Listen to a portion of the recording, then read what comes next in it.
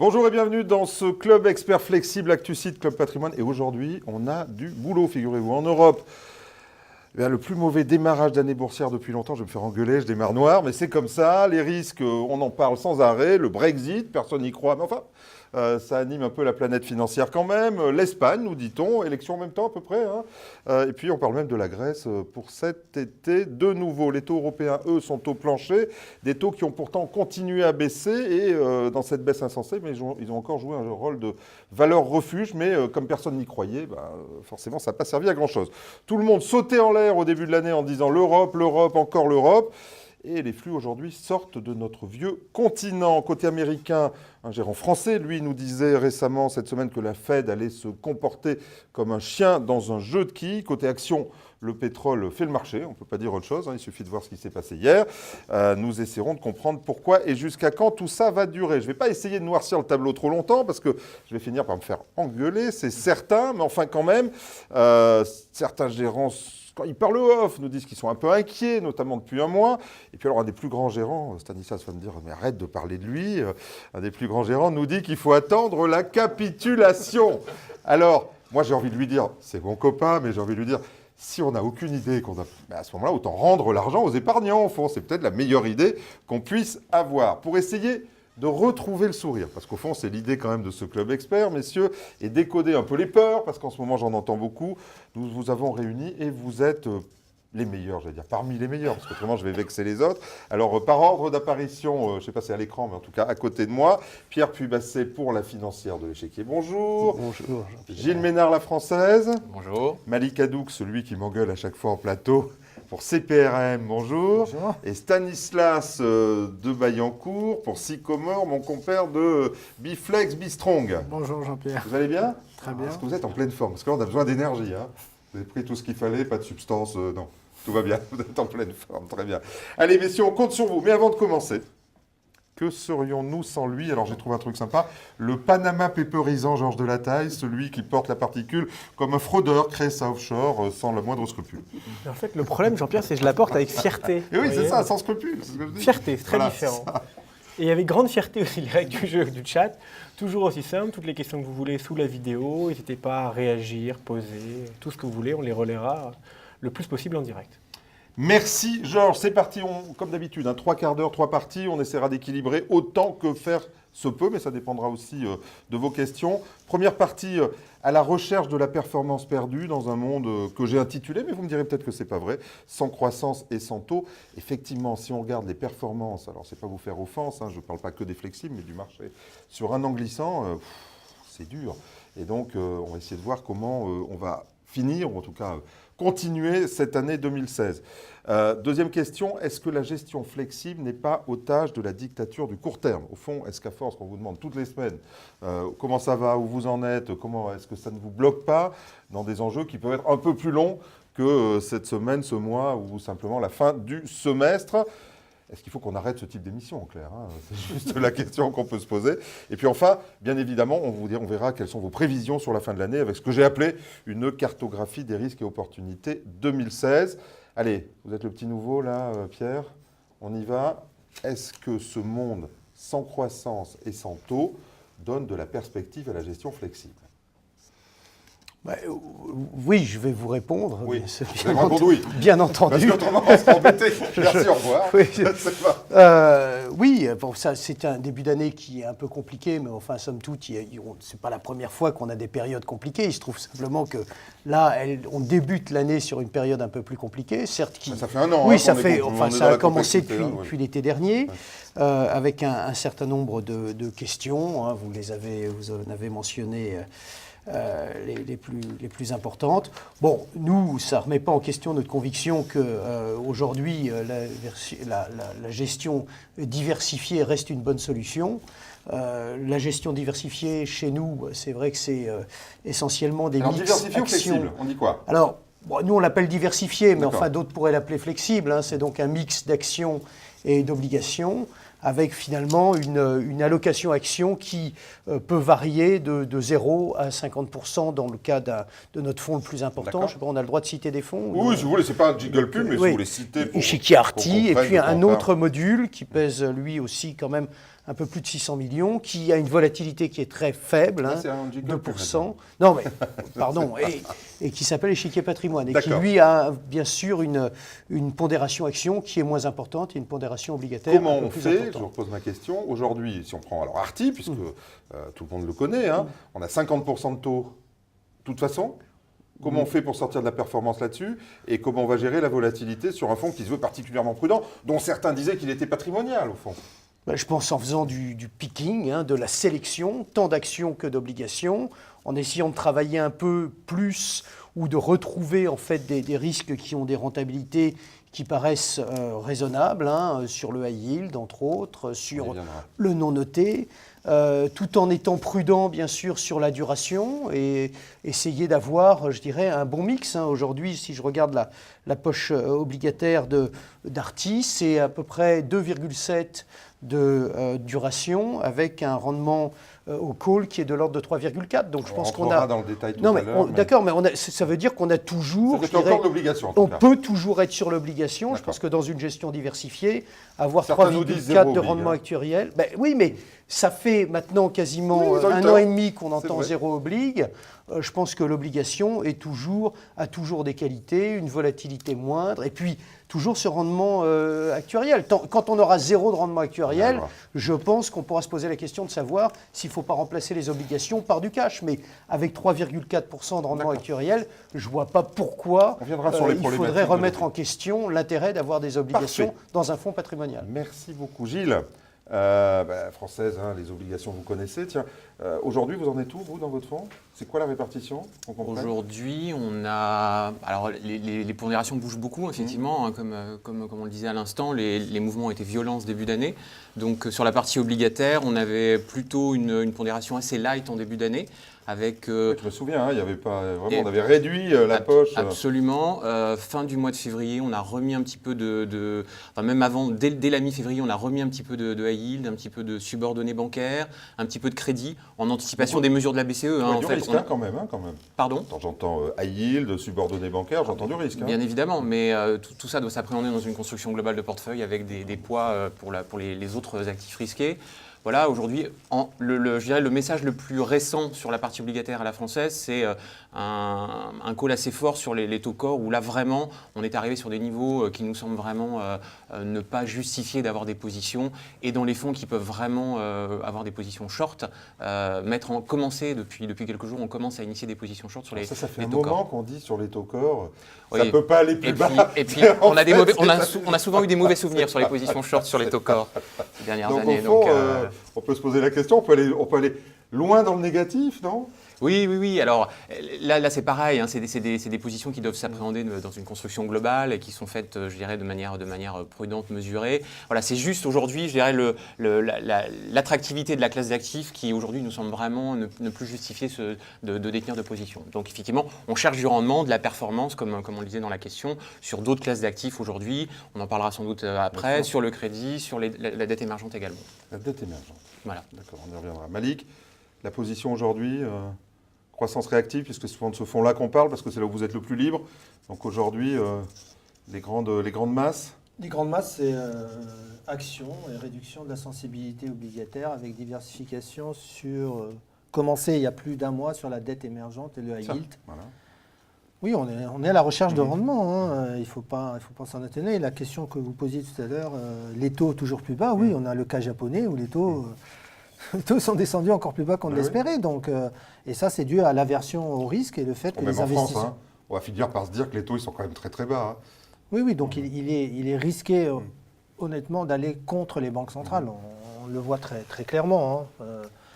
Mais ce qui pourrait changer la donne, c'est la stabilisation des prix des matières premières, le rebond du pétrole. On verra si ça se poursuit avec la réunion de ce week-end. Et qui pourrait faire remonter les anticipations d'inflation. Donc c'est le thème de la reflation qui doit nous sortir de l'imbroglio dans lequel on vivote depuis plus de 8 mois maintenant. Très bien. Sur la partie plus action, donc ça y est, oui. C'est parti. Combien aujourd'hui? 57. D'accord, 57, c'est très précis. Au fond, je disais tout à l'heure, j'étais assez négatif, mais on va essayer de changer un peu.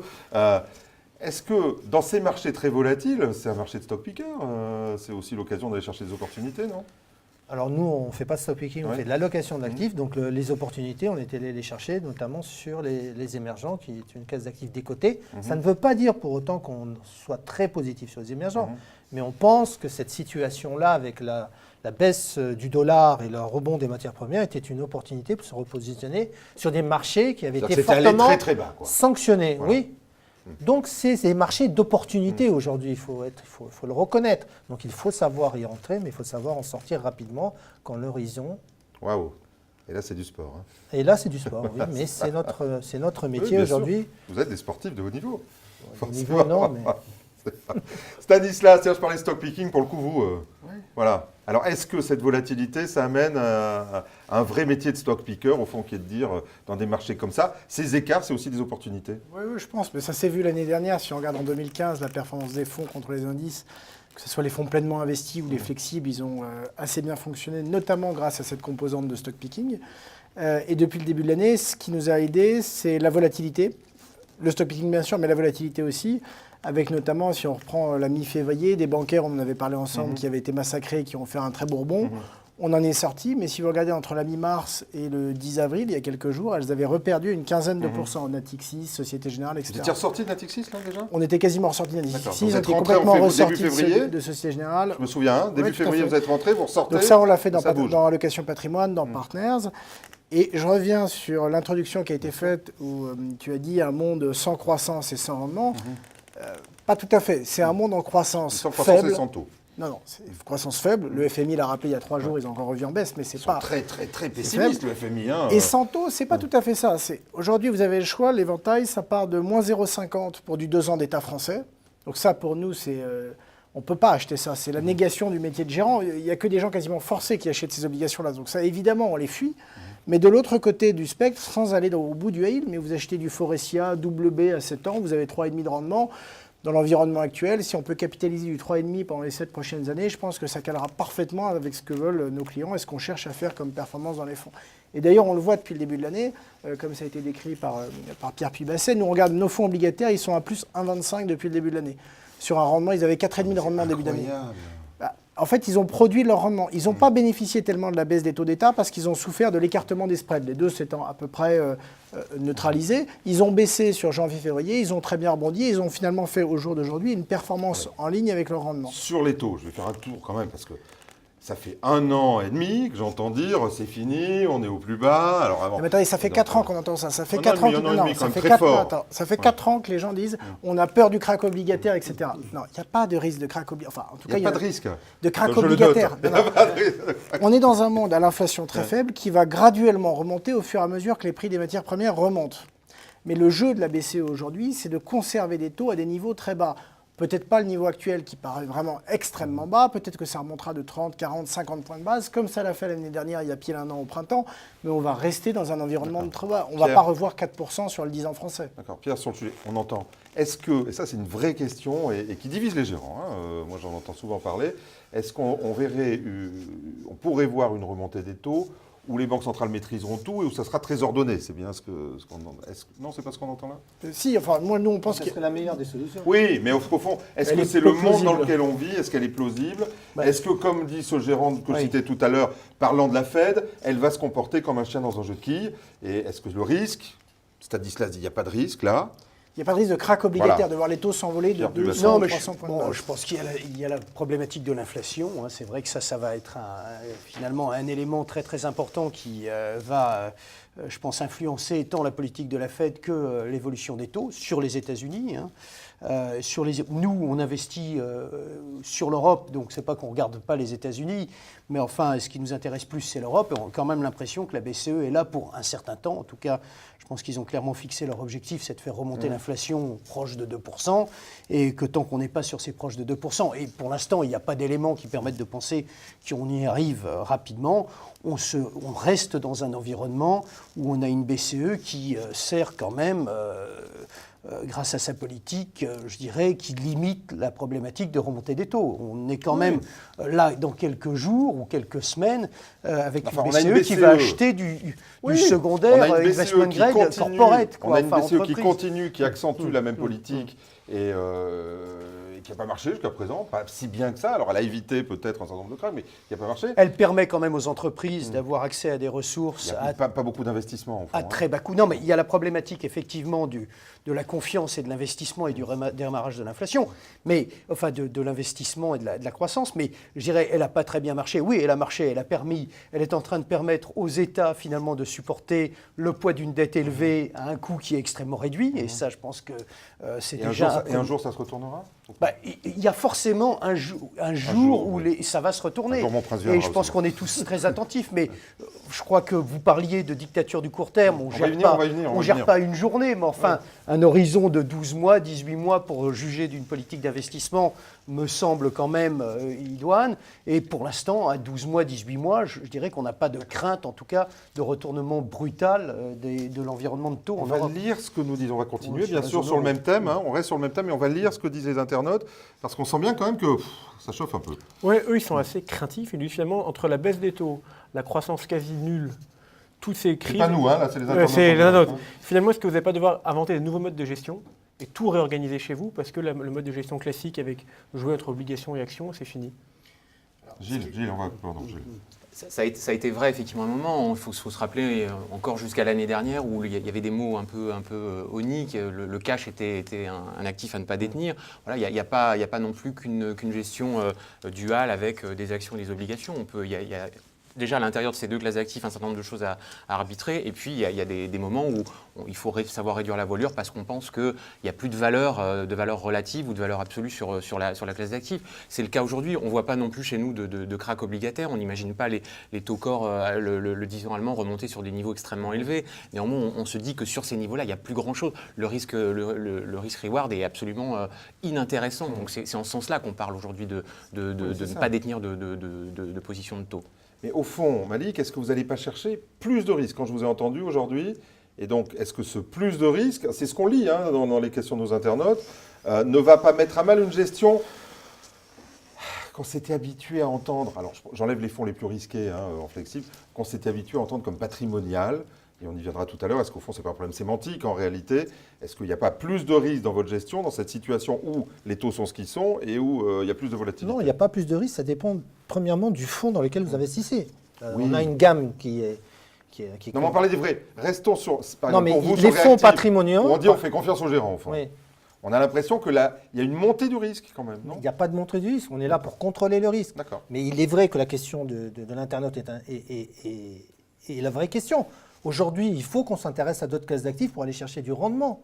Mais ces classes d'actifs, on voit à quoi il fait allusion, ce sont des classes d'actifs beaucoup plus illiquides que les classes d'actifs sur lesquelles on est traditionnellement investi. Et ça, c'est un risque supplémentaire. Le risque d'illiquidité, il est important, il faut savoir le quantifier.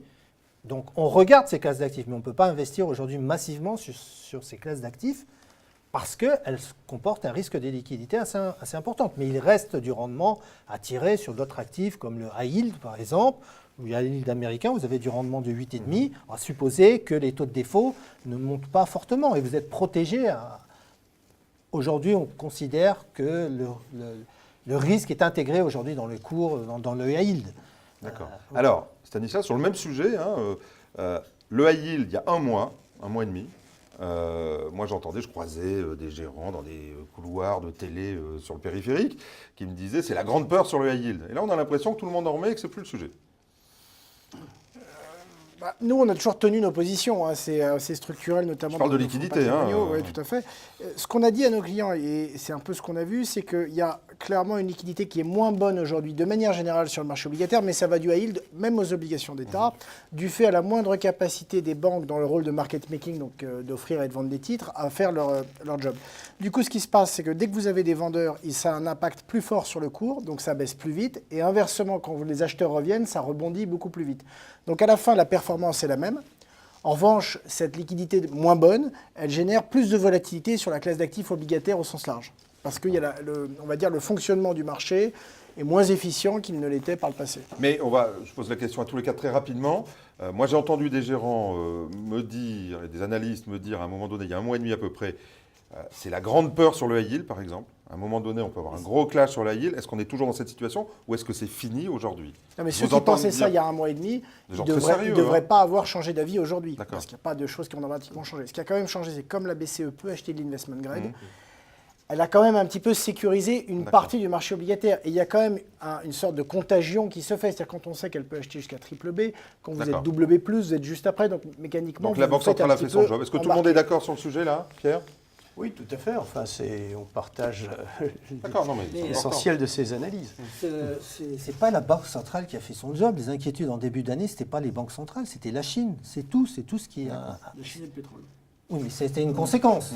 C'était une conséquence. La Chine, la crainte d'un ralentissement chinois, la crainte de l'explosion d'une crise bancaire en Chine, parce que les gens s'interrogent sur la situation bilancielle des banques, c'est ça qui a entraîné une inversion du risque et qui a entraîné le pétrole, qui a entraîné les matières premières et qui a entraîné le high yield, parce que le marché s'attendait à un événement de crédit qu'il vienne d'une entreprise pétrolière ou d'une banque. Et d'ailleurs, ce qui explique aussi que les bancaires ont été très attaqués en début d'année. Avec une corrélation extrêmement élevée au baril. Voilà. C'est la Chine. Ça là, maintenant, c'est fini là, pour l'instant. Ça va mieux. Ça va mieux. Le président de la Banque centrale chinoise est intervenu 2 fois, alors que ce monsieur ne donne jamais d'interview, pour expliquer que ce qu'ils étaient en train de faire n'était pas en aucun cas une dévaluation et qu'ils ne s'aventureraient pas à faire une dévaluation parce que ça leur coûterait encore plus cher. On sait que les Chinois, des fois, ils disent des choses, ils font autre chose, non? Non, je pense ça leur arrive, hein. Non, oui, mais dans la communication, aujourd'hui, ils ont fait des efforts par rapport... C'est pas faux. Souvenez-vous cet été, il y a quand même eu des couacs de communication. Le rebond... Non, j'ai tort. Non, je vois Gilles rire. Non, des couacs de communication, pas Il y a eu tout à des fait pareil. Cet été, quand même, on ne savait plus bien où on était. Le rebond d'avant-hier, vous aviez mentionné en introduction que c'était dû au pétrole. Ce n'est pas dû au pétrole, c'est dû au bon résultat des exportations chinoises qui ont emmené tous les actifs parce qu'il y a moins de crainte.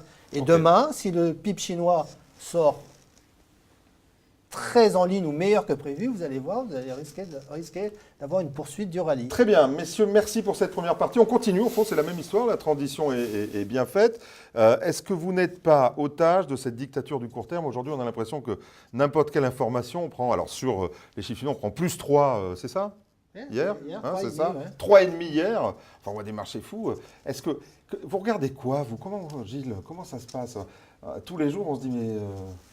Alors, c'est une question qui n'a pas une réponse, il y a une multiplicité de réponses. Parce que on a du temps. Non, mais voilà, c'est le côté, la dictature du court terme, elle est. C'est insupportable que tout le monde vous appelle tous les jours en disant t'as fait combien aujourd'hui, quoi. Enfin, oui, alors on en est. Sauf que quand ça fait 3,5, on vous demande. Non, on ne nous appelle pas. Non, on nous appelle pas. Les gens se calment. Non, c'est vrai. C'est vrai.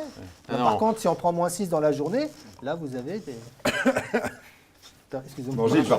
Non, voilà, l'idée, c'était de dire, cet univers des flexibles, on en a déjà parlé 1000 fois dans cette émission, c'est très hétérogène, il y a des choses très différentes. Je crois que ce qui fait que cette dictature, elle devrait être, cette dictature du court terme, on pourrait l'atténuer en ayant une bonne adéquation entre le profil de risque de l'investisseur et ce qu'on lui propose, en fait. C'est un peu ce que disait Malik tout à l'heure, en disant, on a une gamme, et voilà, et vous pilotez ça en fonction. Là, c'est un peu ça. Oui, mais là, vous renvoyez, quand même, quand vous dites ça, vous renvoyez vers le client LCGP, parce qu'au fond, on pourrait dire qu'on a 10 fonds flexibles différents, avec chacun un dixième, et puis après, on décide ce qu'on fait. Ce qu'on attend aussi dans la gestion flexible, c'est de vous laisser la main, au fond. Bien sûr. C'est là où je vous dis, on en a 3, ça va, fonds flexibles. Mais on ne gère pas non plus avec... on ne peut pas gérer l'ensemble des classes d'actifs sur un produit avec... Il y a forcément... Oui, c'est compliqué. Oui, encore que, c'est vrai, on a des exemples, mais on préfère, en tout cas chez nous, on a effectivement constaté que ce qui était important, c'est de ne pas avoir justement cet appel téléphonique du client qui s'inquiète parce que les marchés ont fait moins 6 et le fonds n'est pas performant. Si on a bien fait notre job en amont de dire, voilà, vous êtes sur un produit qui a un drawdown qui peut atteindre ce type de chiffres, vous avez une volatilité qui est encadrée, etc. Normalement, la question, elle n'a pas lieu de se poser. Donc, cette dictature, elle est évidente, on sait bien que... Alors, vous venez sur le mot, Pierre, drawdown. On a quand même vendu depuis quelques années, parce qu'au fond, ça s'est plutôt bien passé, de manière sémantique, et on a confondu souvent flexible avec patrimonial. Est-ce qu'il n'y a pas un problème sémantique derrière tout ça? Au fond, on a rarement vendu du drawdown aux clients. On a vendu un truc qui s'appelait la volatilité qu'ils ne comprenaient pas. et du drawdown un peu moins. Donc, effectivement, aujourd'hui, ces drawdowns créent une certaine forme de dictature du court terme qui fait que le client regarde en disant « Est-ce qu'il n'y a pas eu un problème sémantique ?» Et au fond, est-ce qu'il faut dire aux conseillers patrimoniaux qui nous regardent « Attention, on va changer la sémantique, on enlève tout ce qui est patrimonial et on… » Alors, je pense que le problème sémantique, c'est une histoire ancienne, en fait, parce qu'il ne faut pas… Enfin, moi, je regarde chez nous, en tout cas, on a lancé notre échiquier Arty en 2008, donc il y a quand même eu quelques années compliquées depuis 2008, ne serait-ce que déjà la première année. Et donc, je crois que tout le monde sait que ce sont des fonds sur lesquels il peut y avoir des drawdowns. C'est pas, et c'est des fonds qui ont effectivement des budgets de volatilité, dans le cas d'espèces qui est de l'ordre de 7%. Et donc, il peut y avoir effectivement des périodes de drawdown. Mais je pense que là, il n'y a pas… On fait très très attention d'ailleurs à ne pas raconter quelque chose de différent. On avertit tout le monde sur le fait que ce sont des fonds flexibles, ce sont des fonds qui permettent de notre point de vue de limiter en fait la prise de risque, mais ils ne sont pas sans risque. Je regardais Arty, si vous me parliez. Effectivement, depuis 2015, on retrouve ce budget. Mais moi, je me souviens 2013-2014 sur Arty. Je n'ai pas dit que c'était votre fait. Je dis que le marché avait appréhendé un fonds qui n'avait pas ce niveau ni de drawdown ni de volatilité que vous annoncez. 7 ou 8. Oui, il y a des périodes qui sont plus favorables, il y a des périodes…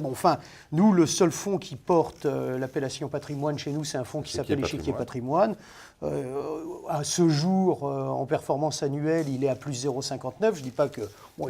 il a été négatif à un moment du début de l'année, mais enfin, il me semble faire le job sur la durée. Et il peut avoir des périodes de drawdown, mais enfin, elles me semblent contrôlées et limitées. Donc, je pense qu'il faut faire effectivement très attention à la façon dont on distribue ce type de fonds. Mais je dirais, ces fonds, ils sont composés d'actifs qui peuvent baisser et donc ils peuvent bien sûr avoir des périodes de baisse. Mais en même temps, on ne les recommande pas pour des durées de détention de 6 mois ou 2 mois. Je crois que la dictature du court terme, elle existe, elle est un peu médiatique, les inquiétudes… Alors, on voit bien, vous êtes sans arrêt sur tous les plateaux pour défendre. Quand ça va on vient parce qu'on a plaisir à partager un bon moment. On vous voit ailleurs, vous êtes là pour la première fois, on vous voit ailleurs aussi. Je dirais…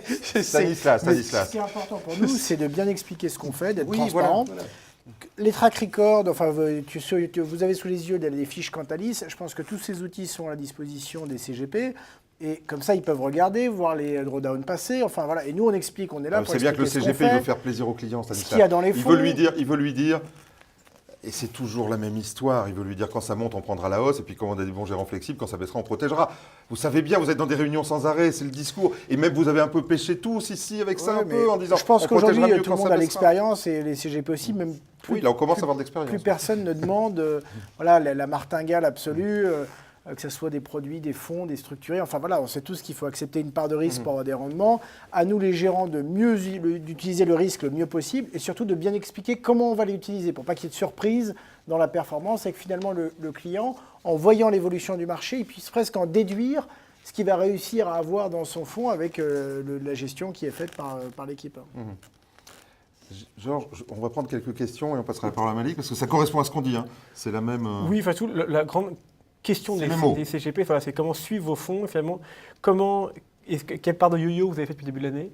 Est-ce que la part action a beaucoup bougé dans les 3 ou 4 derniers mois Ça va avec la dictature du court terme. Exactement. Donc, est-ce que vous… Non, c'est pas la dictature du court terme, c'est la dictature… Ils appellent ça le yo-yo. Venant peut-être du client, mais pas de notre côté. Nous, on a un process d'investissement, on a des convictions, on peut se tromper comme tout le monde, bien entendu. Est-ce que, tiens, alors je vais vous poser la question. Je me souviens un jour, vous me disiez sur ce plateau, vous me disiez, j'avais une conviction, puis mon équipe, elle n'était pas dans cette conviction, j'ai perdu. Oui. Est-ce que justement, quand vous êtes toujours dans le même… mais c'est sympa. Quand vous êtes dans une équipe comme ça, est-ce que justement ces bagarres, est-ce que certains disent pas, oui, mais il faut défendre la performance ou…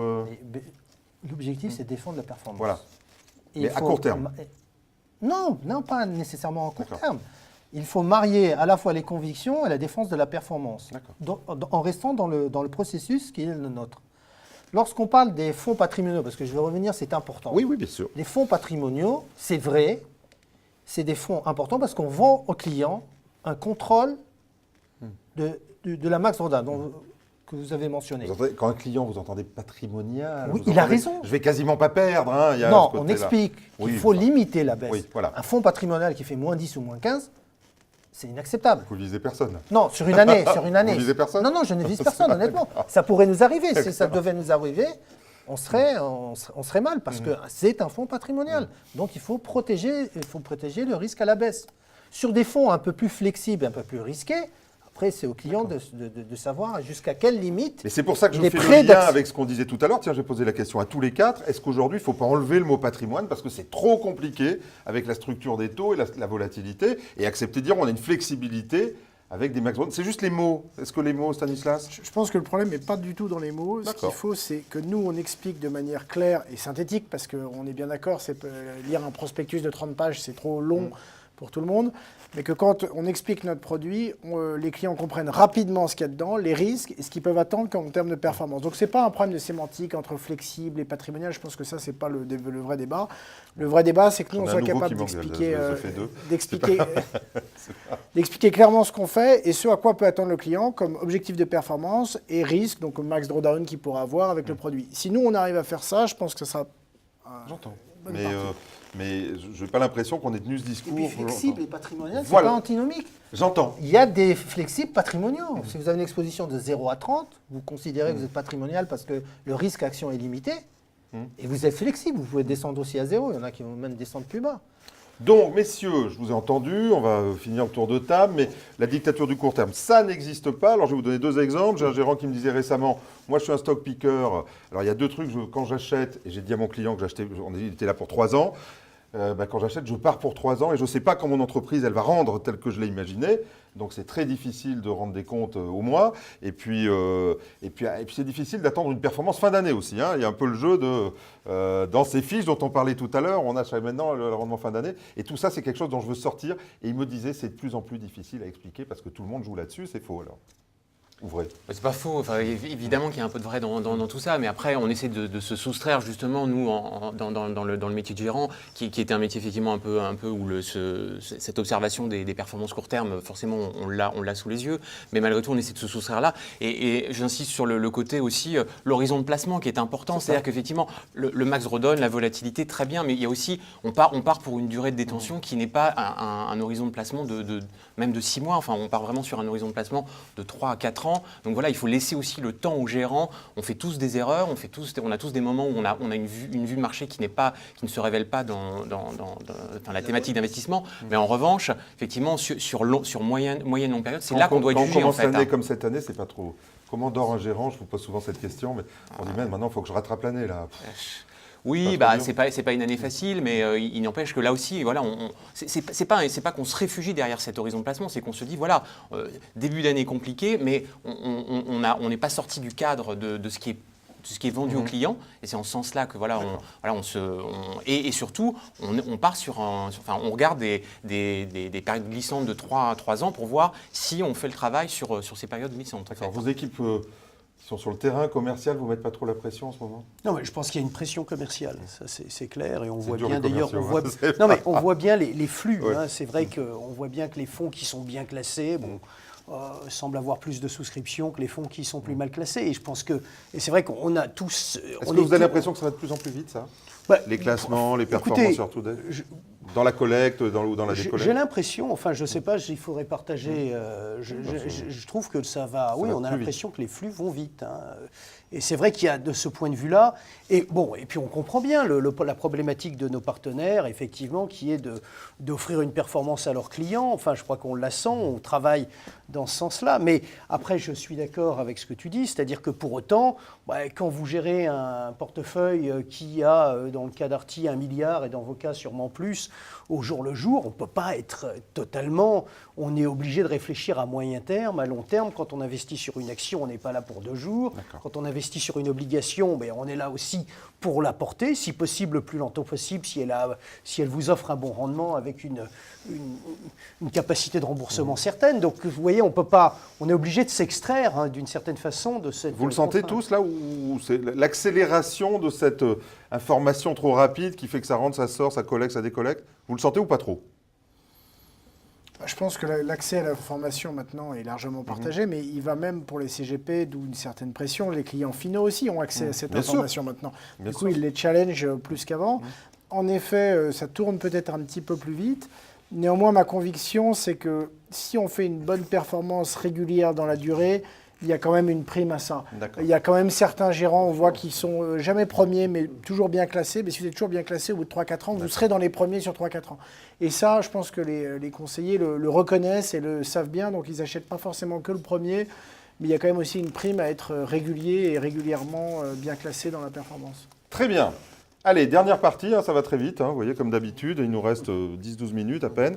Oui, vous regardez, 10, allez, je prends 2 de marge tout le temps, mais bon. Malik, alors aujourd'hui on reprend, 57 actions, vous me faites de la cartographie, cartographie des risques et des opportunités de ce marché aujourd'hui. On en est où? Le risque, c'est toujours les mêmes, c'est ceux qu'on traîne depuis 6 mois, auquel vient s'ajouter le Brexit. Ça, on attendra le 23 juin, voilà. Qu'est-ce que vous voulez que je vous dise? Ça joue dans votre portefeuille, ça ou pas aujourd'hui? Bien sûr. Certains disent pas du tout. Si, bien sûr, ça capte les expo-actions.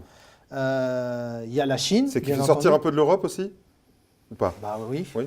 Oui. Oui. D'accord. Oui ou non? Stanislas, vous aussi? Oui. D'accord.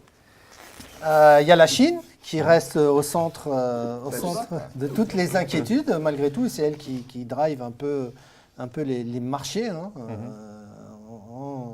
en ayant un impact sur les prix de matières premières et le pétrole. Et puis les inquiétudes sur la déflation ou la reflation. Ok.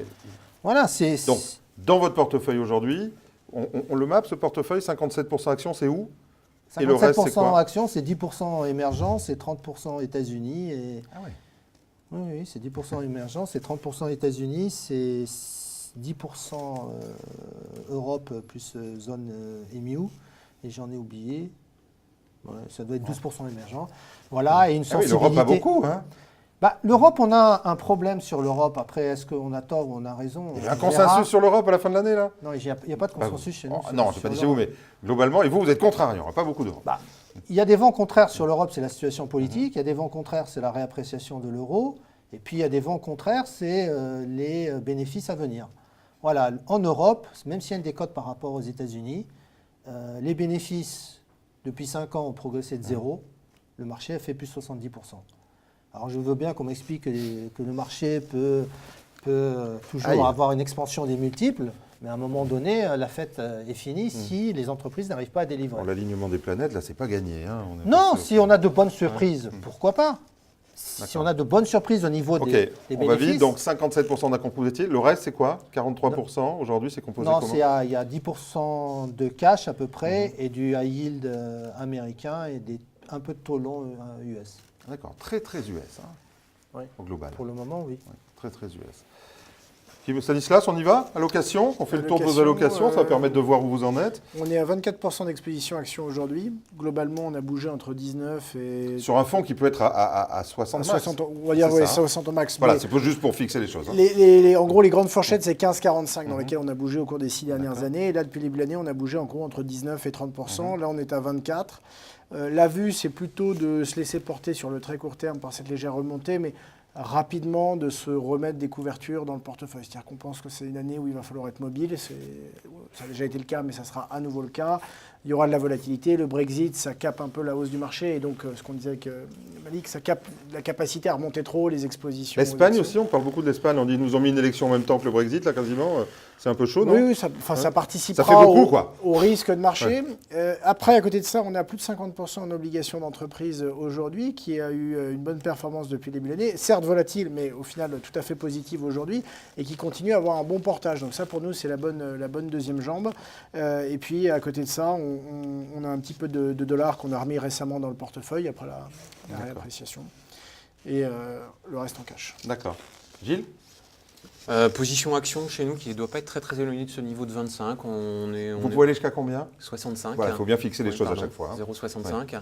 Avec, pour le coup, un petit peu d'émergent, pas de Japon, peu d'US et plutôt de l'Europe. Donc, mais un poids d'action qui est quand même pas très élevé par rapport à ce qu'on a pu avoir par le passé. On est monté, on a déjà atteint ce niveau de 65% au cours des 2 dernières années. On en est très loin. Et on en est très loin aujourd'hui, donc quand même un risque. Donc Europe, mais pas beaucoup. Mais pas beaucoup, voilà. Sur la partie obligataire, aujourd'hui, on a redéployé, on a diversifié la partie obligataire de manière assez significative négatifs sur je l'évoquais, sur le crédit, sur la partie, un mix, un investment grade à yield, mais plutôt investment grade.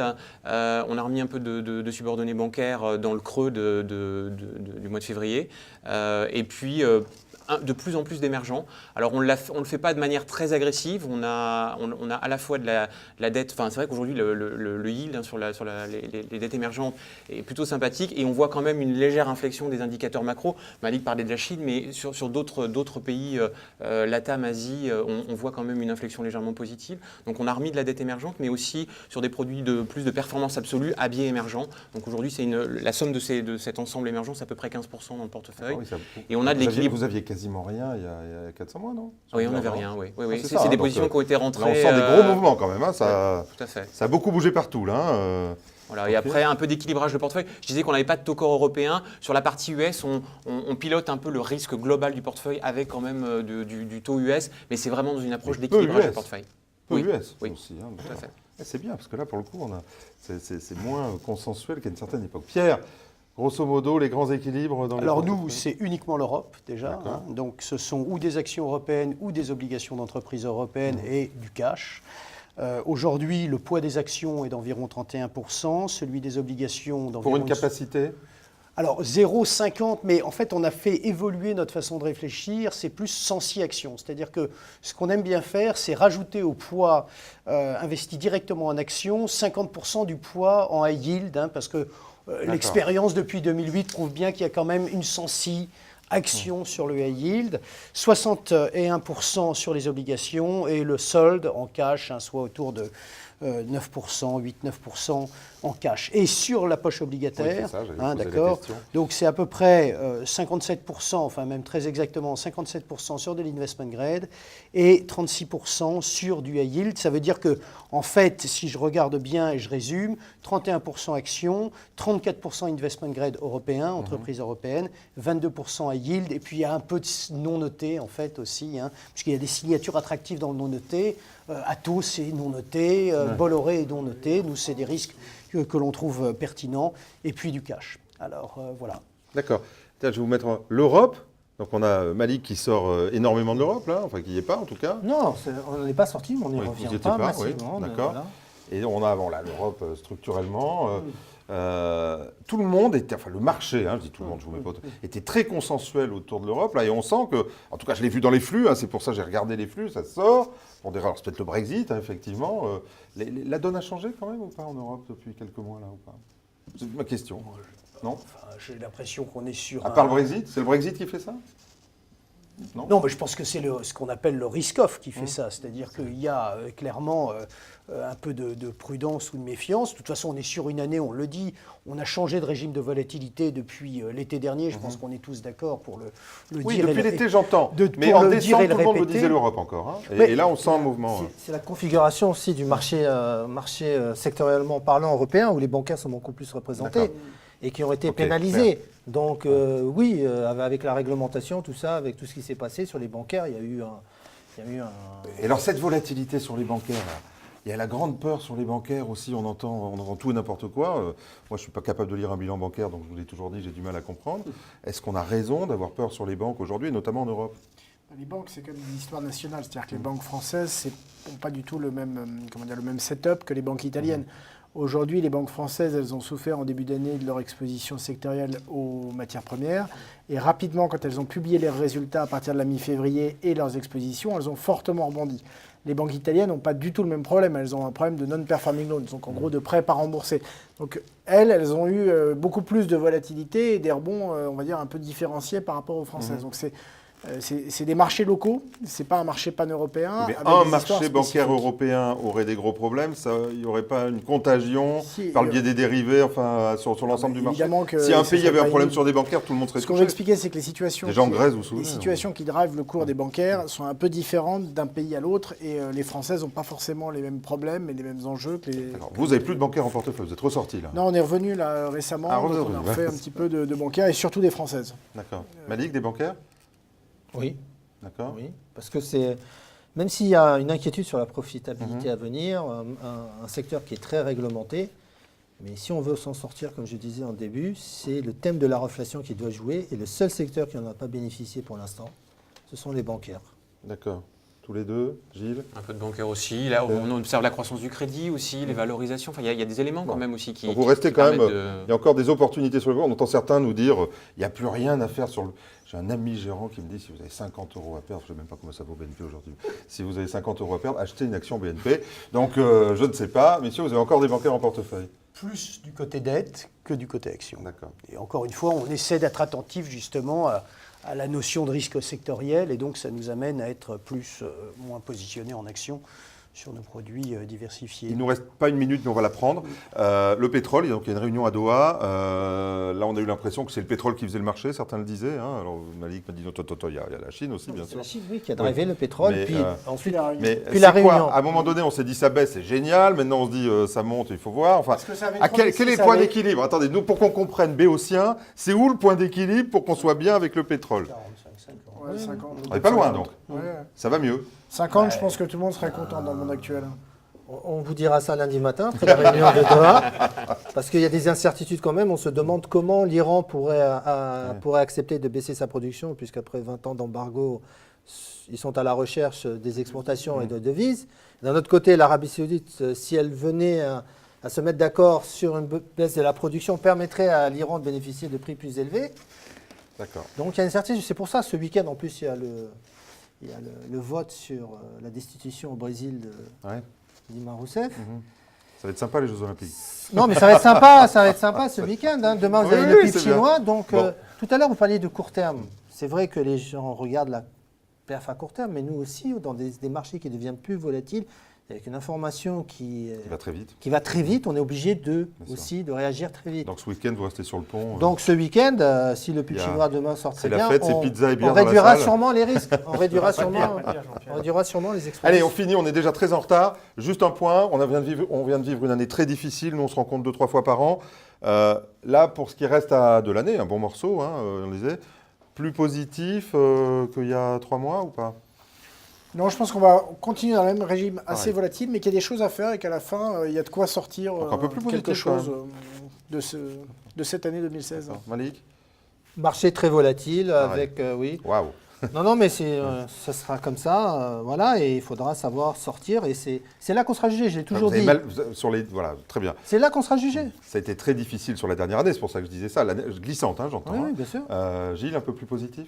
Plus prudent qu'il y a 3 mois, si la question c'est par rapport à il y a 3 mois, un peu plus prudent, parce que beaucoup de rendez-vous à venir avec beaucoup d'incertitudes et beaucoup de scepticisme aussi sur l'action des banques centrales quand même.